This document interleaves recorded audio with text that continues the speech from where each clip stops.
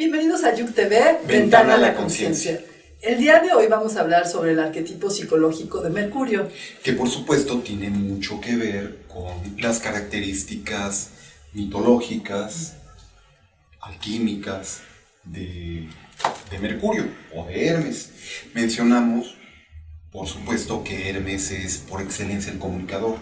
Es el que lleva los mensajes de los dioses a los hombres y que lleva las almas de los hombres al inframundo.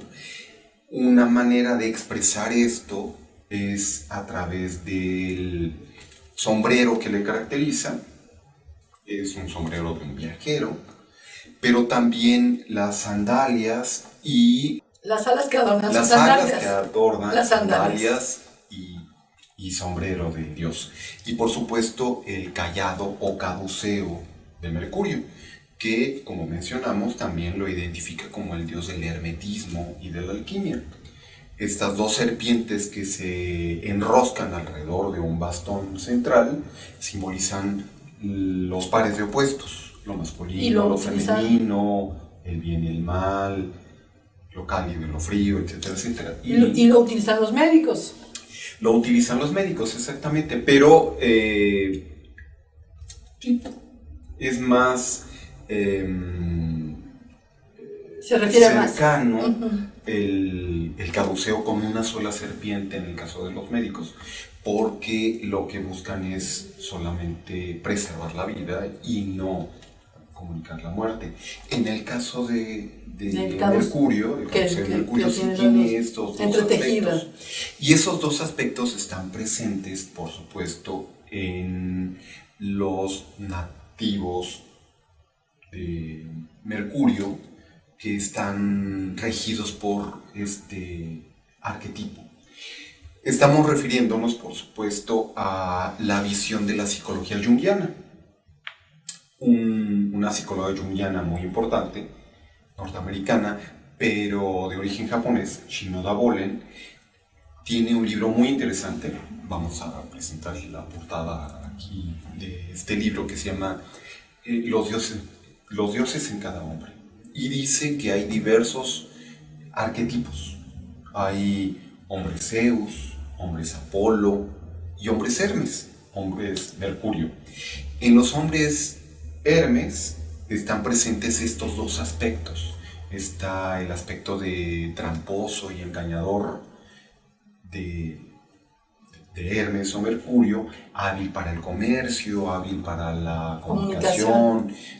Esta elocuencia que conmueve a dioses, hombres y seres del inframundo, pero también está el aspecto más espiritual, el aspecto de trascendencia, de alquimia interna y de transformación. Estos dos aspectos están presentes en los hombres de este tipo, pero la mayor parte de las veces se presentan más las características negativas, el engañador, el embaucador. Shinoda Bolen advierte que las mujeres que caen en las redes o entran en contacto con hombres de este tipo, pues difícilmente logran primero liberarse de su encanto y en segundo lugar atraparlos, asirlos, domesticarlos. El propio arquetipo psicológico de Hermes tiene dificultades si no cuenta con una guía masculina, un padre Zeus, un hermano Apolo o una esposa Hestia o Afrodita. Ella dice, tendrán que ver el libro para encontrar mayores detalles, pero dice que las parejas ideales para un Hermes son o una mujer conservadora que le permita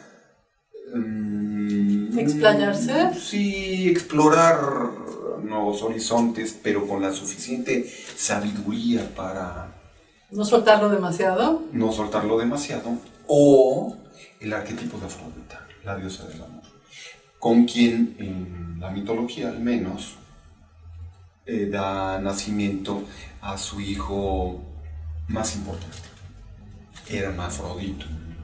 hijo de Hermes y de Afrodita.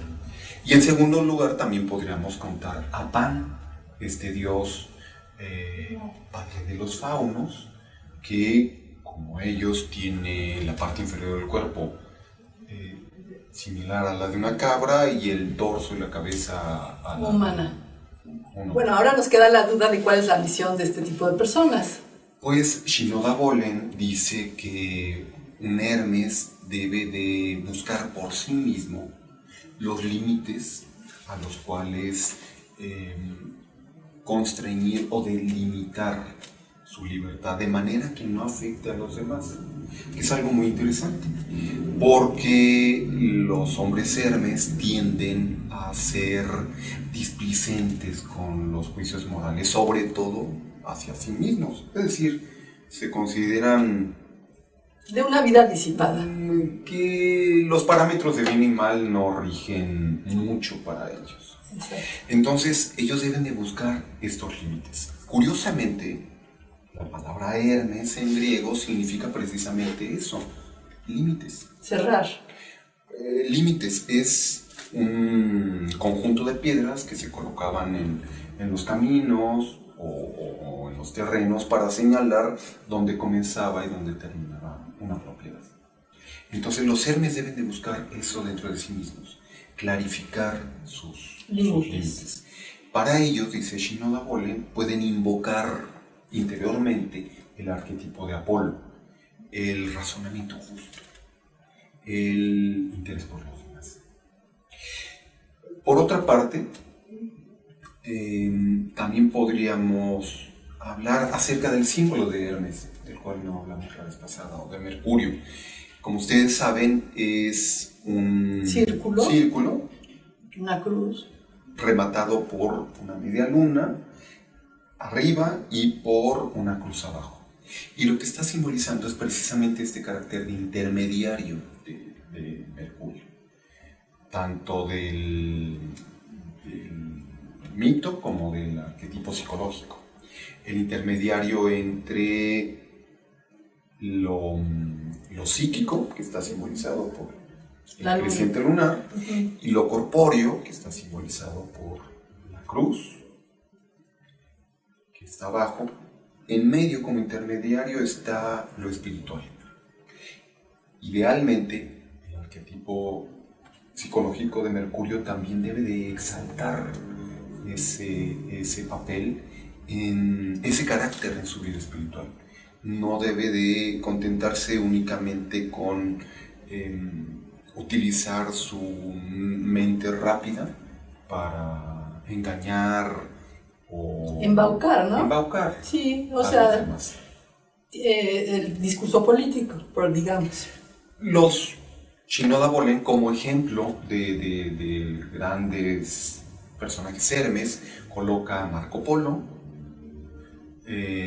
a Richard F. Burton, el primer occidental que entró disfrazado a la Meca, también a John F. Kennedy, hablando de políticos, y también a todos los asesores políticos que tienen esta moral laxa y que permiten que sus fines sean logrados de esta forma, ¿no? Digamos, o sea, no clara. A un Hermes no le interesa cómo lograr el fin, sino lograr lograr el fin, exactamente.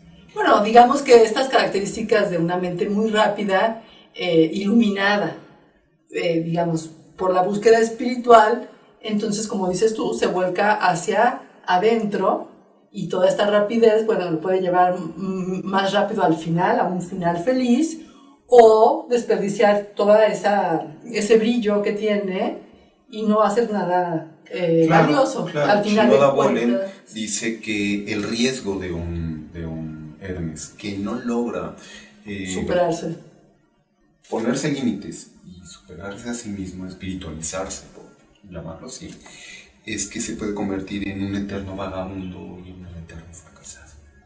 Que en otras palabras también es como alguien que no ha madurado, ¿no? Exactamente. Le utiliza una frase latina, heredada de Jung, puer a eternos, el muchacho eterno, el adolescente que no crece. Peter Pan, los hombres Hermes tienden a eso, a ser Peter Pan, a jamás madurar.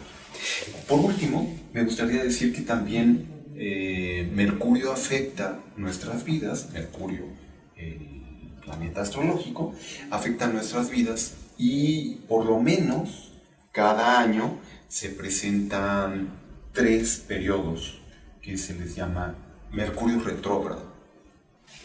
Esto se debe a que, visto desde la Tierra, aparentemente Mercurio avanza y retrocede.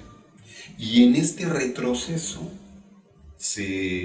por lo menos la astrología, considera que se producen problemas en la comunicación, en todo aquello que rige Mercurio. O sea, se puede descomponer el celular, se puede descomponer la computadora, el coche, todo lo que nos implique un movimiento, desplazamiento, una comunicación entre amigos puede terminar en discordia. Entre parejas hay un mayor número de divorcios o de crisis matrimoniales en estas fechas, que en estos días terminará el 15 de abril.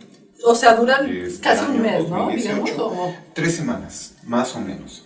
Y luego el siguiente periodo comenzará el 26 de julio. Y para el tercero, pues les recomendamos que...